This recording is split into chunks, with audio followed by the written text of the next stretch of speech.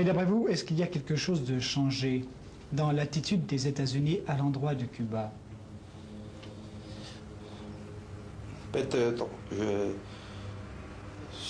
Je vous dis que c'est difficile à vous répondre directement. En tout cas, nous ne fixons pas notre position en écoutant, en regardant ce que les États-Unis font ou ce que les États-Unis vont. Nous faisons notre politique internationale.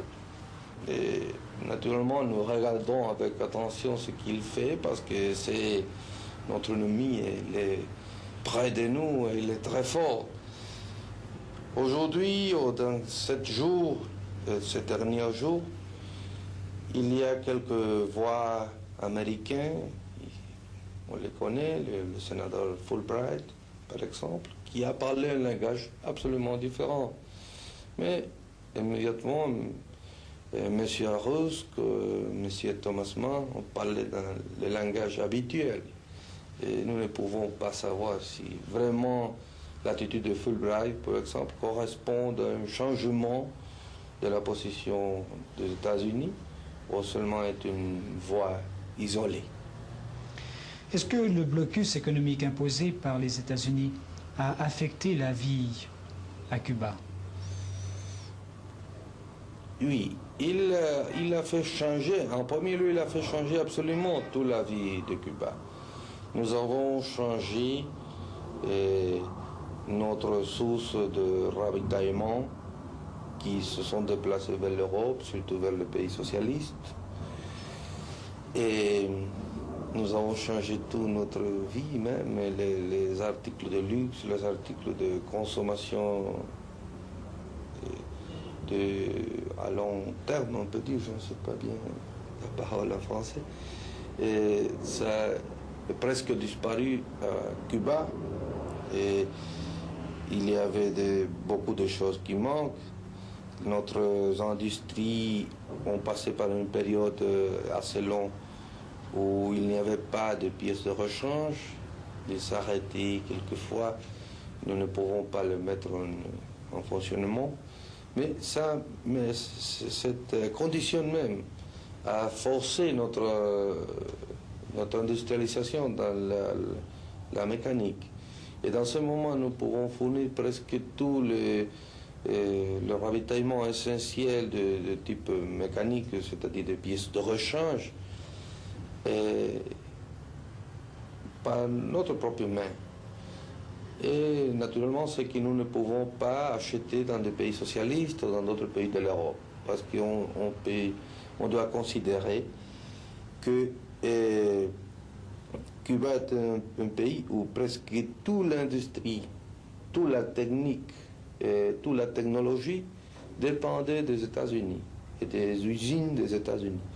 Et changer tout ça, c'est une chose assez difficile.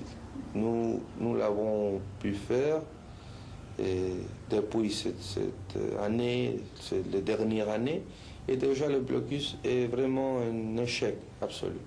Mais vous êtes satisfait de la situation économique actuelle à Cuba? Bon, jamais on ne peut pas être satisfait. Nous aspirons à beaucoup plus. Mais l'année passée a été l'année plus basse, surtout dans la première partie de l'année, où l'économie était dans le moment le plus bas.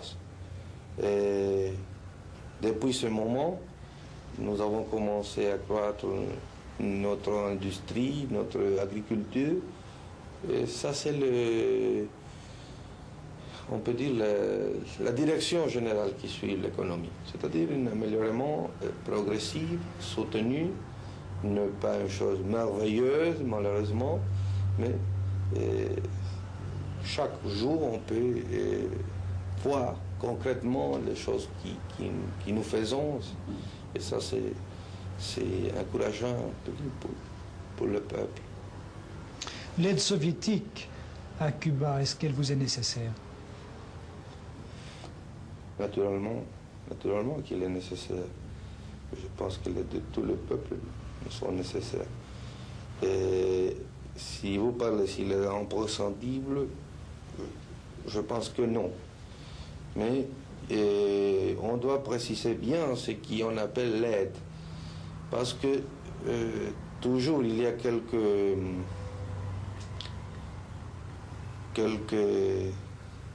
on se dice erreurs, tromperies. Oui. Et pour exemple, les Américains parlent de l'aide soviétique en considérant le commerce. Et nous avons un très fort commerce qui est sur une base bilatérale d'une partie de l'autre. Ça n'est pas l'aide. L'aide soviétique est quelques accords à long terme, par exemple l'accord pour la canne à sucre et les accords pour donner des entreprises industrielles complètes avec des crédits à long terme. Et ça, c'est très important pour notre développement. Et je dis l'Union soviétique, vous m'avez demandé, ou je ne sais pas si vous avez demandé l'Union soviétique exactement, le pays socialiste, non, mais c'est avec tous les pays socialistes que nous avons ce type de relation. Mais est-ce qu'il y a encore des soldats soviétiques à Cuba? Nous disons techniciens. Il y a, oui. Ils vous sont nécessaires? Ils sont notre professeur dans quelques domaines. Dans quel domaine? Dans le domaine de la technique supérieure de la défense. Nous avons fait tomber U-2. Ça seulement l'a fait l'Union soviétique, la Chine et nous. Et naturellement, c'est une technique très, très difficile. Nous ne les dominons pas jusqu'à ce moment. Quelle est la position de Cuba face au conflit qui oppose Moscou à Pékin? Nous, dans ces questions, nous les déplorons beaucoup. Nous ne parlons jusqu'à ce moment, nous ne parlons pas officiellement de ça. M. Khrouchtchev désire réunir une conférence communiste mondiale pour résoudre d'une façon ou d'une autre ce conflit. Si cette conférence a lieu, est-ce que Cuba y participera? Et ça, cette question est frère de l'autre antérieur. Nous ne parlons pas de cette question jusqu'au moment opportun, en tout cas. Quels sont les rapports actuellement de Cuba avec le reste de l'Amérique latine? Bon, ils sont faibles. Nous avons des relations diplomatiques avec 5 pays. Et nous avons des relations commerciales avec 2 ou 3 seulement. Ils ne sont pas importants. Et le blocus américain s'est imposé aussi vers les pays de l'Amérique latine. Et je pense avec une effectivité meilleure que dans d'autres régions du monde. Et les pays américains nous ont condamnés à Punta del Este, à l'Uruguay, dans une conférence l'année 62. Nous sommes expulsés de l'Organisation des États américains. Et il y avait beaucoup de pays qui ont coupé son relation diplomatique et commerciale avec nous. Ça, c'est la situation jusqu'à ce moment. Pensez-vous qu'il y a, à l'heure actuelle, en Amérique latine, des pays mûrs, prêts pour une révolution du type castriste, du type cubain? Il y a quelqu'un où déjà il y a la lutte. Ici, on ne parle pas de ça, mais la lutte existe à Venezuela, existe à Guatemala. Et peut-être il y a d'autres pays où le peuple lutte avec les armes. Ça a passé avec nous. Nous avons lutté 2 années et il y a de longues périodes de temps où personne n'a parlé de nous.